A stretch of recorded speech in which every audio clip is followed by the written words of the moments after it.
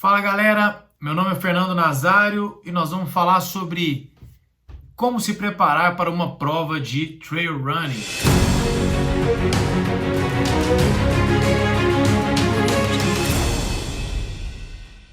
So when we went to war, I saw your colors all over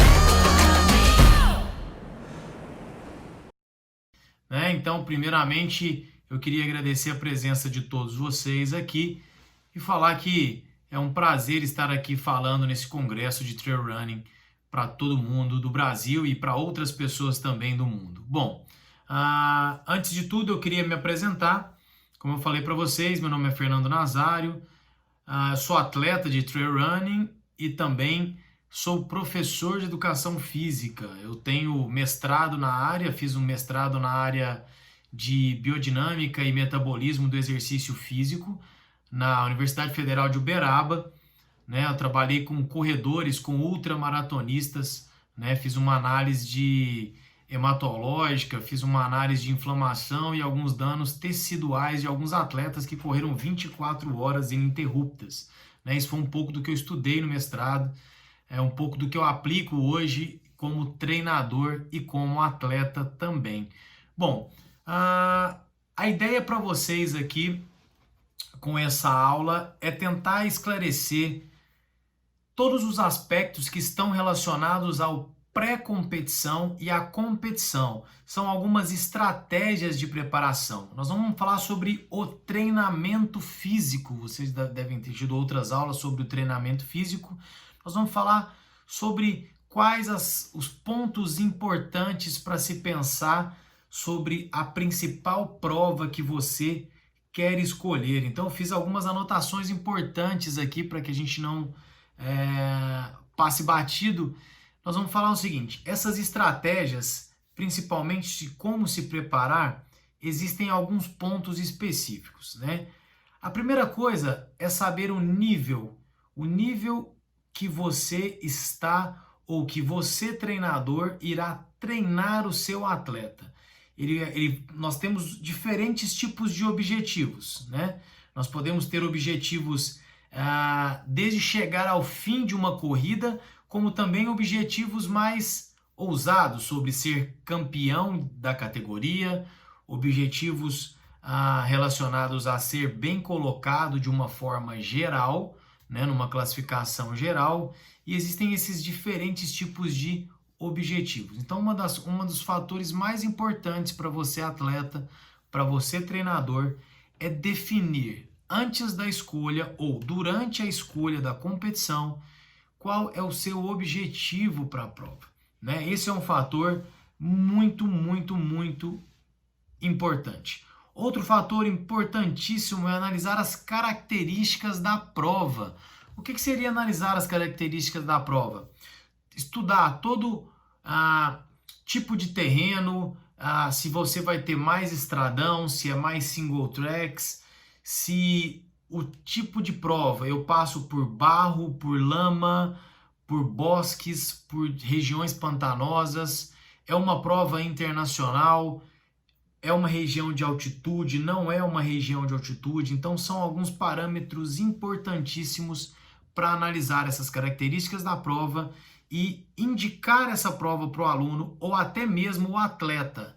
Como eu vou escolher ou por quê? Eu vou para uma prova que vai para grandes altitudes, eu tenho como treinar para essas competições, eu consigo me preparar para elas.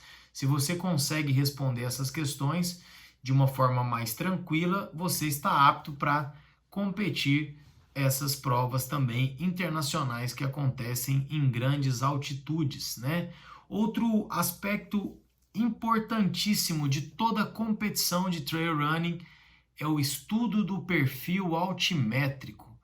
Então, o perfil altimétrico significa quantos metros de desnível positivo e quantos metros de desnível negativo você tem também nessa competição. Então, esse fator é extremamente importante porque ele vai direcionar os treinamentos e o quanto você vai sofrer ou não na prova de acordo com as características do terreno que você tem para treinar na sua cidade. né? Ou você tem que talvez sair da sua cidade para treinar também. Bom, então, sobre todos esses aspectos, eu quero trazer para vocês algumas experiências práticas como atleta e quero trazer também alguns aspectos fisiológicos como treinador para que a gente possa compreender melhor e tentar clarear um pouco a cabeça de vocês, ou pelo menos tentar corroborar com o que vocês já fazem ou tentar organizar tudo isso. Bom, então nós vamos falar um pouquinho primeira parte sobre de como se preparar para uma prova de trail running. Inicialmente nós precisamos ter uma planificação do esforço. O que significa essa planificação do esforço? Essa planificação do esforço ela é extremamente necessária porque você precisa estudar do perfil altimétrico da prova. Você vai competir uma prova de 50 quilômetros. Nessa prova de 50 quilômetros, a grande parte das montanhas ou altimetria positiva acontece no começo, no meio ou no fim da competição, ou ela está distribuída durante todo o trajeto. Então é importantíssimo que você esteja atento a toda essa planificação do esforço. Como eu faço para planificar o esforço e como eu vejo uma característica importante para que todos possam conseguir imprimir ritmos diferentes na prova sem chegar arrastando no final da prova, que não é a nossa ideia, né? Lógico, nós queremos chegar com todo o esforço, chegar que você deu realmente o que tinha naquele dia, mas nós precisamos se organizar para que você não chegue arrastando e quebrado de um determinado ponto da prova. Como eu faço? Qual é a ideia prática que eu quero passar para vocês? Normalmente eu costumo dividir a prova em 3 partes. Então nós vamos pegar uma primeira parte, nós vamos dividir a prova em segunda e terceira parte. Nós vamos analisar no primeiro terço da prova qual é o perfil altimétrico. Então, no início da prova, nós estamos com mais energia. Normalmente, alguns atletas saem de uma forma mais rápida, mas nós precisamos, como característica principal, dividir a prova em 3 partes. Você precisa se conhecer.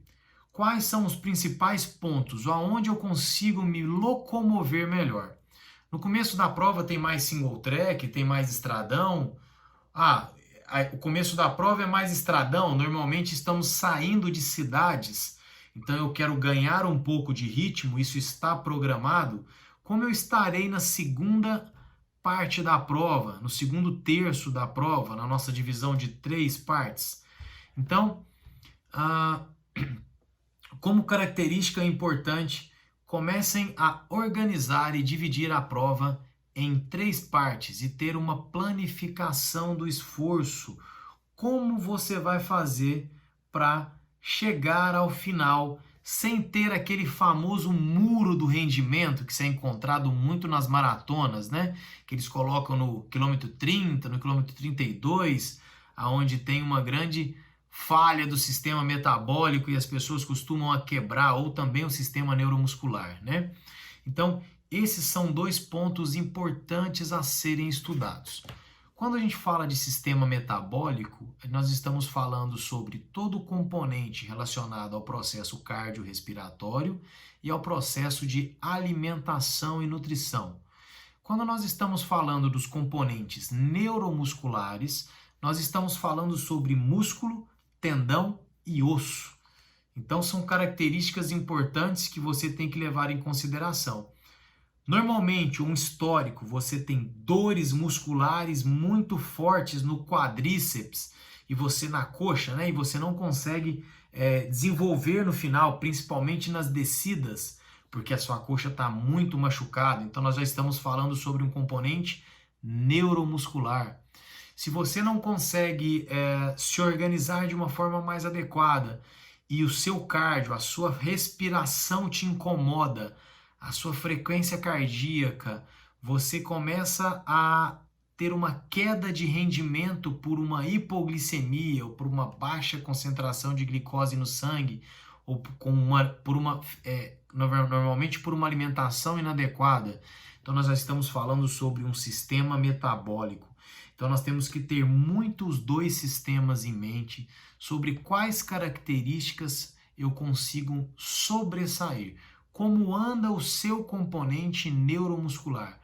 Você está preparado para competir provas que descem muito? Porque é na descida que nós usamos muito a coxa, né? Nós precisamos de frear muito em alguns aspectos, como forma de não cair também. E esse aspecto gera microlesões musculares que você sente durante a prova, essas dores.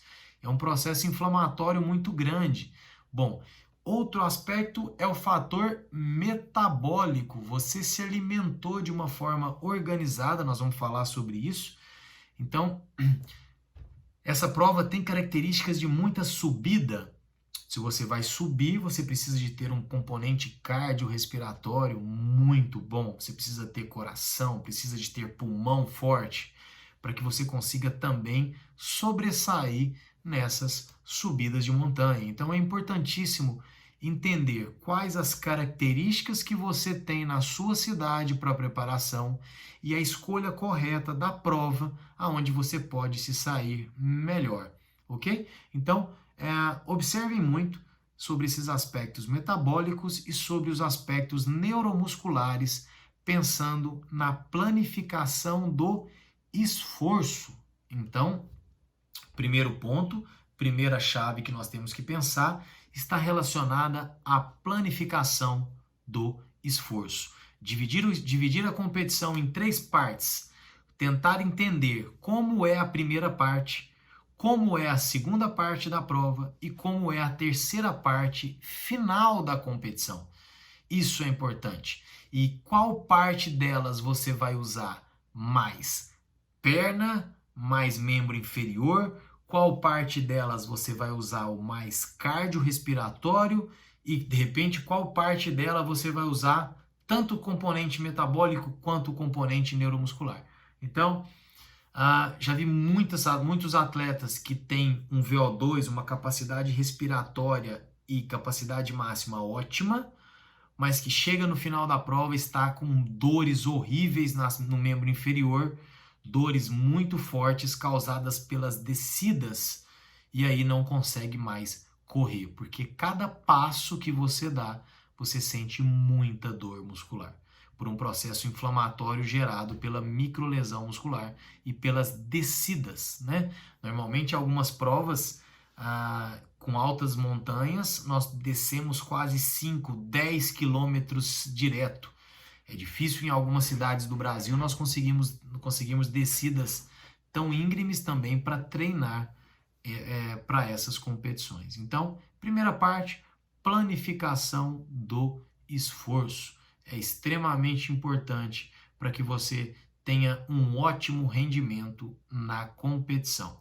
Bom, segunda parte, também muito importante, é necessário uma planificação nutricional. Bom, quando a gente pensa em planificação nutricional, lógico, é ótimo nós termos algumas experiências práticas sobre o que comer e o que não comer, ou o que nos faz bem e o que não nos faz bem em competição. Mas nós vamos fazer isso quando? Durante o treinamento. Então, isso é muito importante. É a prática também do esforço e a prática nutricional durante o treinamento, para que quando chegue na competição, você já estará preparado ou adaptado à nutrição que você organizou. Bom, então, parte de um princípio que você tem alguma organização nutricional discutida com o seu treinador e com o seu nutricionista e prescrita também pelo seu nutricionista. E agora nós vamos trabalhar em algumas necessidades nutricionais próprias, né?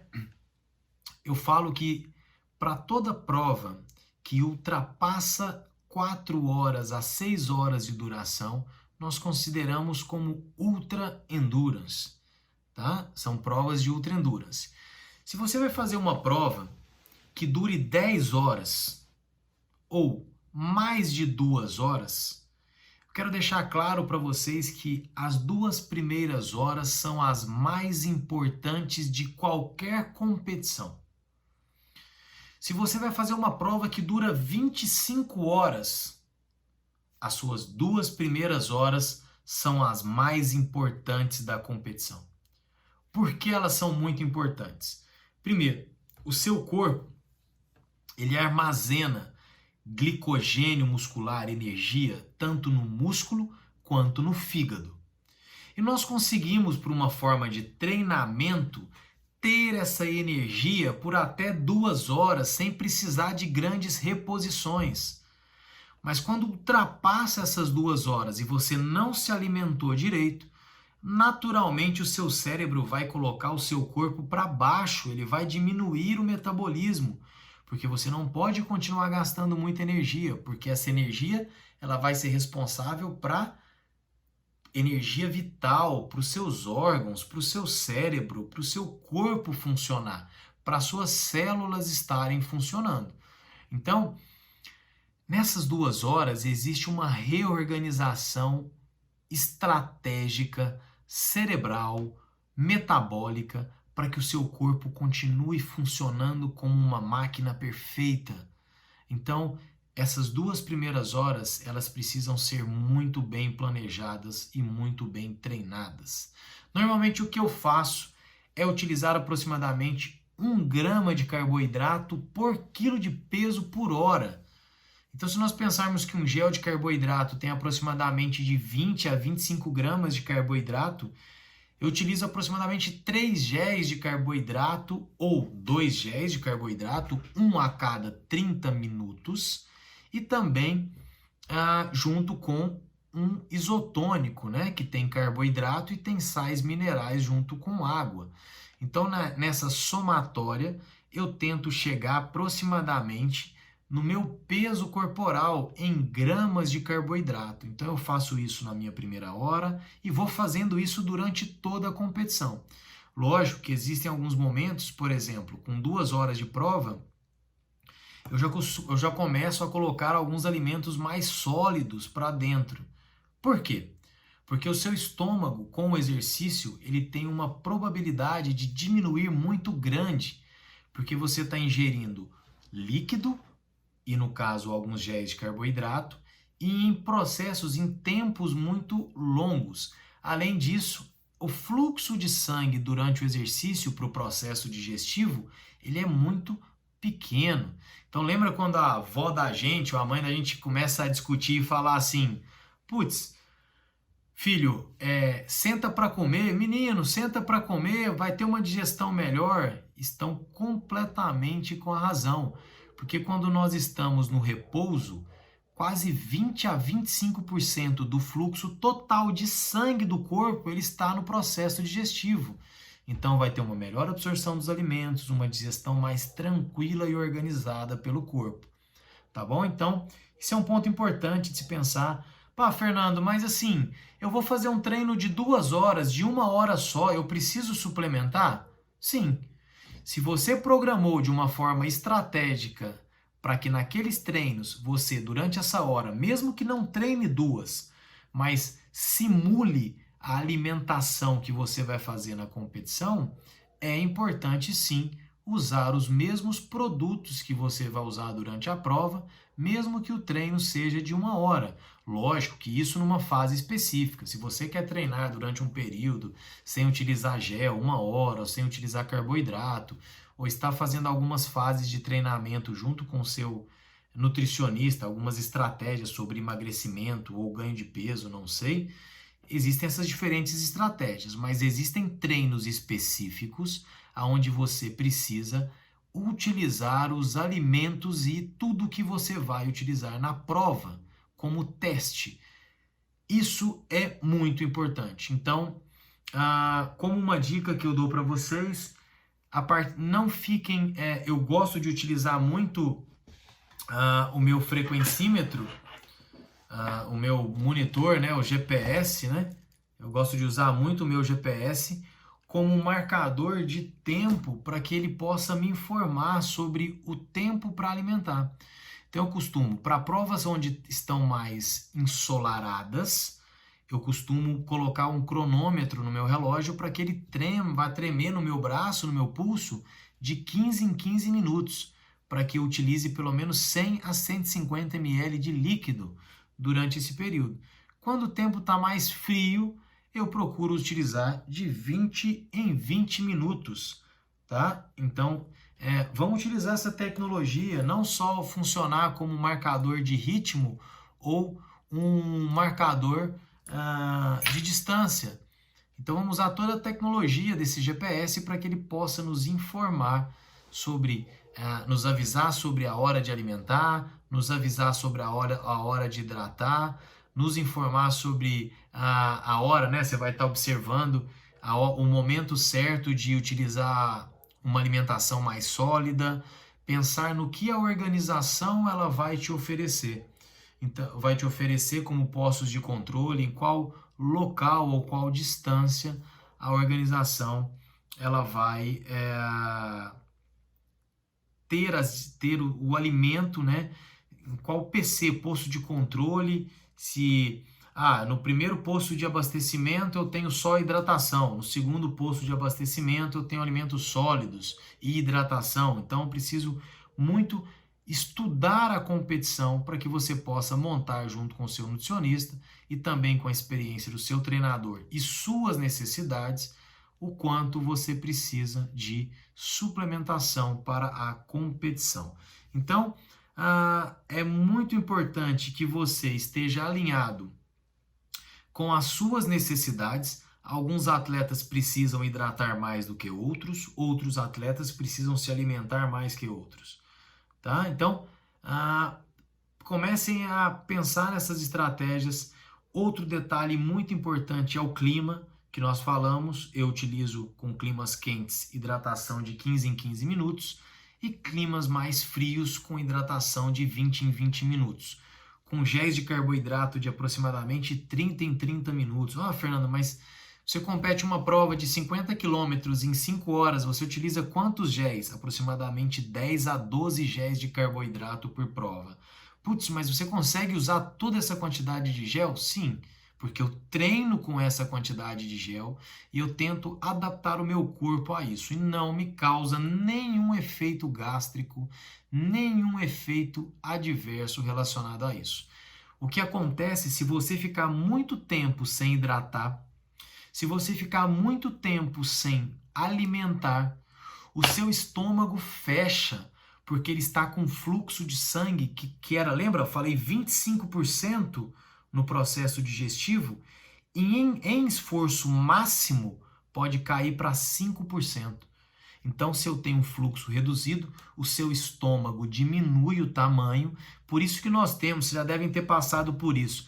Tem hora que a gente está utilizando algum gel, tomando alguma água e você tem um refluxo. Toda hora você vem um vômito na garganta, você quer vomitar e não aguenta mais nada, porque o seu estômago já está fechado. Ele já não consegue mais ter uma dilatação e um trabalho gástrico ótimo para conseguir digerir esse alimento.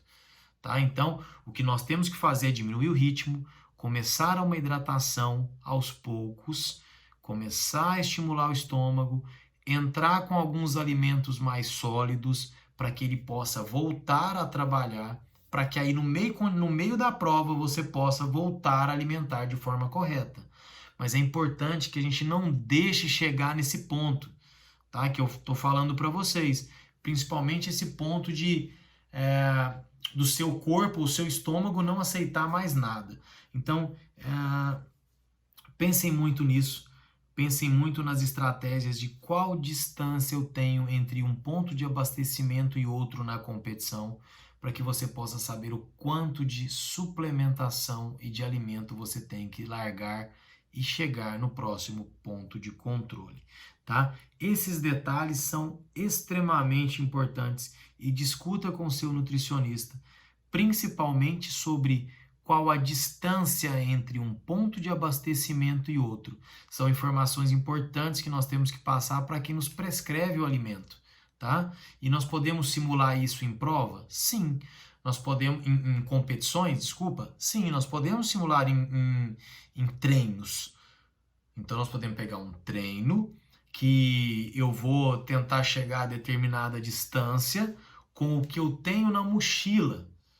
Isso é um ponto importante, tá? Então, para que você possa simular em treinamento o que você vai encontrar na prova. Isso é uma solução importante para que não tenha surpresas ruins durante uma competição.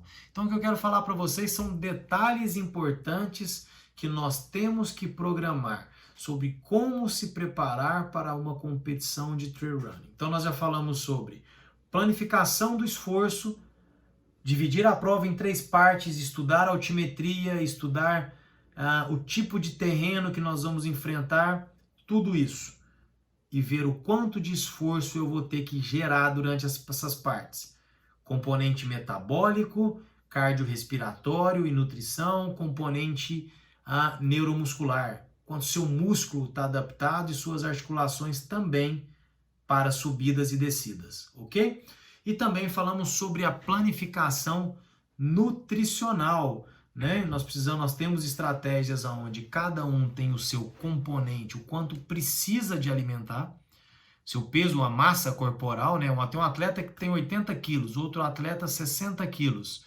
São ingestões de carboidrato ou de alimentos diferentes, então isso precisa ser muito bem programado, né? Outro ponto é o clima, que tem que ser estudado, né? Em alguns climas mais frios, nós temos uma necessidade de ingesta, de hidratação. Você tem menos vontade, mas você precisa hidratar. Então, o relógio é muito importante para te informar nesses casos relacionados à alimentação. Outro detalhe importante que você deve discutir com seu treinador e nutricionista é a distância entre os postos de controle, né? Isso vai ser uma parte importantíssima relacionada a você se sair bem na competição que você escolheu. Bom, vamos ao terceiro item muito importante também, que é a escolha do equipamento, né? Então, quando a gente começa a falar sobre a escolha do equipamento da prova, nós vamos pensar em alguns detalhes. Primeiro, sobre funcionalidade, né? O equipamento que você escolhe, né? Eu vou pegar aqui uma mochila, por exemplo, das que eu tenho aqui, 2 mochilas diferentes. Quero pegar 2 mochilas diferentes aqui no meu quartinho para mostrar para vocês. Bom, nós temos uma mochila da Salomon Sense Ultra, que é uma mochila muito leve. Ela aceita 2 garrafas à frente de 500 ml cada. E nós temos a Salomon Advanced Skin. Então ela aceita tanto as garrafas de hidratação na parte frontal, quanto o refil de hidratação de 1,5 litro. Então, nós vamos trabalhar com autonomia, né? Nós vamos trabalhar com autonomia. Por que eu falo isso para vocês? Então, primeira coisa chama-se funcionalidade. Não adianta nada eu comprar uma mochila ou adquirir uma mochila que eu consigo levar só 1 litro de água ou de hidratação isotônico em si, e eu vou ter uma prova onde um ponto de abastecimento e outro eu posso demorar aproximadamente 3 horas. Então você tem autonomia, você consegue com 1 litro de hidratação ficar 3 horas. Normalmente se preconiza entre 400 ml até 700 ml por hora de hidratação, em alguns casos, né? Em casos mais extremos de calor intenso, em média aproximadamente 500 ml de líquido por hora, principalmente com sais minerais, água e açúcar, né? O isotônico em si. Então, quando nós pensamos em planificação do equipamento, nós precisamos pensar na sua funcionalidade.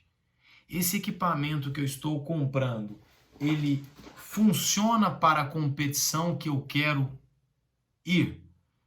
Então, estudado a planificação do esforço, estudei a planificação nutricional, eu vou agora fazer uma planificação do equipamento.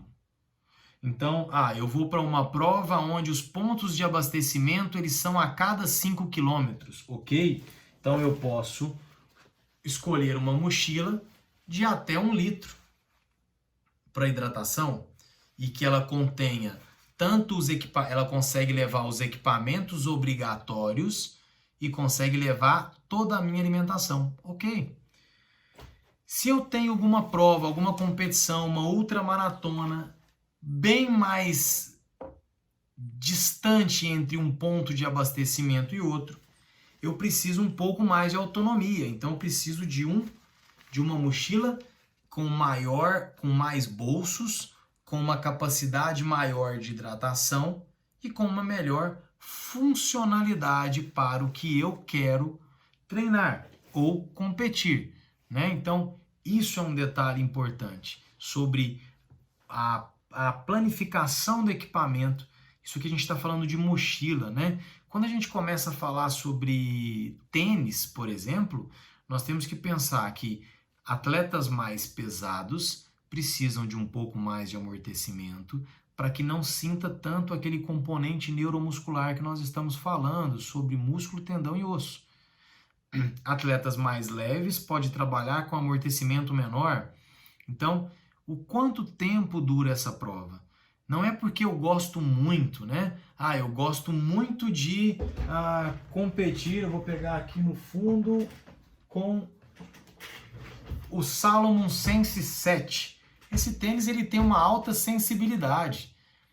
Ele é um tênis com um amortecimento menor, extremamente leve, e ele tem uma característica própria que é relacionado a terrenos mais rápidos, a provas mais curtas. Se você vai para uma prova mais longa e tem um peso maior corporal, a escolha já não seria mais para o S-Lab Sense 7, por exemplo. Eu já escolheria como comodidade um tênis com maior amortecimento, que tem, por exemplo, o Ultra Pro da Salomon, que tem um maior amortecimento, isso gera um maior conforto para as articulações e não deixa de ter um excelente grip, principalmente pensando em atletas com maior massa corporal ou provas de longa distâncias, né? Então tem que ser pensado muito nesse ponto. Outro detalhe importante é com relação à leveza.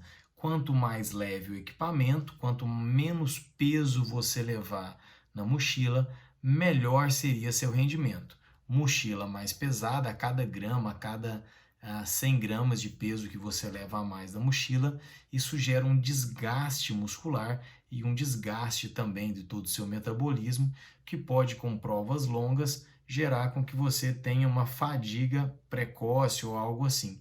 Então, peso demais na mochila te desgasta com um excesso de energia para transportar esse peso a mais. Então, por exemplo, você consegue encontrar jaquetas impermeáveis de 120, 170 gramas até meio quilo, 1 quilo. Então você tem que optar por escolhas também, lógico, dentro do seu orçamento, que caibam dentro de uma relação entre o peso, né, que não pode ser em excesso, mas também que te consiga gerar um conforto se você realmente precisa dessa jaqueta durante a prova. Então nós falamos sobre planificação do esforço, nós falamos sobre planificação nutricional, nós vamos falar um pouquinho sobre, e falamos também sobre planificação dos equipamentos. E agora nós vamos falar principalmente sobre a planificação da mente, sobre o último tópico, né? Um dos pontos mais importantes, que é o que define, na verdade, grandes esportistas, que são a capacidade principalmente mental, o foco, E como componente mental, eu sugiro para vocês que, da mesma forma que nós dividimos a prova, quando a gente faz uma planificação de esforço, é importante que provas longas, elas também tenham uma divisão mental bem organizada, de como eu quero chegar durante determinado ponto da prova. Eu posso dividir, não, eu gosto muito, por exemplo, principalmente nas provas mais longas, de 100 quilômetros, dividir por PCs base, né? Vamos supor, numa prova de 100 quilômetros, existe um PC, um posto de controle, um abastecimento no quilômetro 40 muito importante, que vai ter muita coisa, vai ter comida, eu vou ver pessoas, vou ver talvez meus familiares, e existe um outro PC no quilômetro 80, né? Um outro posto de hidratação, um outro posto de controle no quilômetro 80. Então eu posso dividir a prova em, eu quero tentar chegar bem até o quilômetro 40, 50, onde eu vou encontrar as pessoas, e depois eu vou dividir a prova até o quilômetro 80, e depois do 80, beleza, faltam só mais 20 quilômetros e agora é meta, foco na linha de chegada. Então, um pouquinho de distração da mente, pensar muito no agora. Quando você estiver na prova, não adianta pensar mais que eu deveria ter treinado mais, ou nossa, se eu estou correndo agora, se eu estou cansado no quilômetro 10, imagina como eu vou estar no quilômetro 80.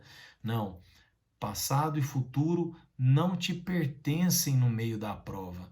É importante que você pense no agora, naquele momento, que você desfrute o máximo possível do que você está vivendo. Então, é extremamente importante eliminar pensamentos negativos que venham durante a prova. O mesmo tempo que você gasta para ter pensamentos negativos e ficar alimentando isso, é o mesmo tempo que você gasta para alimentar pensamentos positivos. Então, tente aproveitar o agora, aproveitar o momento, curtir cada local, cada paisagem, se concentrar nos componentes de nutrição, de ritmo, todos os componentes que já foram estudados, ficar atento à hidratação, ao carboidrato, ao alimento sólido, ao alimento líquido que você vai estar ingerindo. Então, tudo isso são fatores importantíssimos quando se releva todo o processo de trabalho mental. Então, você dividir a prova em partes, em diferentes conquistas, não, eu quero chegar bem até o quilômetro 20, depois do 20 eu vou concentrar para ir até o quilômetro 40, do quilômetro 40 eu quero concentrar para ir bem até o quilômetro... E aí segue, você vai dividir a prova do tamanho que você... da prova que você vai competir, né? Então esse é o componente mental, um componente extremamente importante. Existem diferentes pontos, diferentes atletas. Eu costumo sempre pensar numa proteção, algo que antes da prova, que vá me proteger, em algo que eu vou sempre buscar meu pensamento. Então eu sempre trago comigo uma energização de um círculo dourado, onde ele me cobre inteiro. Sempre quando eu preciso de me restabelecer energia, ou estou com muito pensamento negativo, ou estou passando por uma situação ruim, eu procuro reverter meu pensamento como se eu estivesse num círculo dourado que me estivesse energizando e me desse energia novamente para que eu continuasse forte durante a competição. Então é isso que nós temos que fazer, cada atleta criar suas estratégias mentais e sempre focar nos pensamentos positivos e no poder do agora, do momento que você está vivendo. Então isso seria a planificação da nossa mente, dividir a prova em partes para que você tenha sempre pequenas conquistas durante a competição e você possa tendo vários estímulos durante a mesma prova, e não só o foco lá na linha de chegada, porque ela pode demorar um pouco mais. Então, esses momentos de altos e baixos você consegue tirar quando você cria diferentes objetivos no meio da prova. Eu quero chegar numa montanha, eu quero conseguir chegar naquele pico, eu quero passar o primeiro corte num tempo considerável, eu quero depois lutar para passar no segundo corte da prova. Se a prova tiver mais um corte, eu vou tentar passar rápido e aí beleza, agora eu vou para a linha de chegada e vou buscar o que eu mais quero, que é a minha medalha de finisher, né, ou alguma conquista pessoal que depende de você. Então, esses são as características importantes que eu penso sobre a planificação, sobre como se preparar também para uma prova de trail running, que são os aspectos de planificação do esforço, planificação nutricional, planificação dos equipamentos e planificação da nossa mente. Valeu, galera? Bom, espero que vocês tenham gostado. Qualquer dúvida, eu estou aqui para ajudar todos vocês, para que a gente possa debater e conversar sobre as experiências também que vocês tiveram e o que essa aula, o que pode ter agregado para cada um de vocês que aqui me escutam. Então, queria mandar um beijo para todos. Muito obrigado por cederem um pouco do tempo de vocês, do precioso tempo de vocês para me escutar, um pouquinho das minhas experiências e um pouquinho das minhas experiências tanto práticas quanto das minhas experiências também teóricas como professor, ok? Estou aqui à disposição para que a gente possa tirar algumas dúvidas e responder as perguntas de vocês. Muito obrigado, turma, e até a próxima!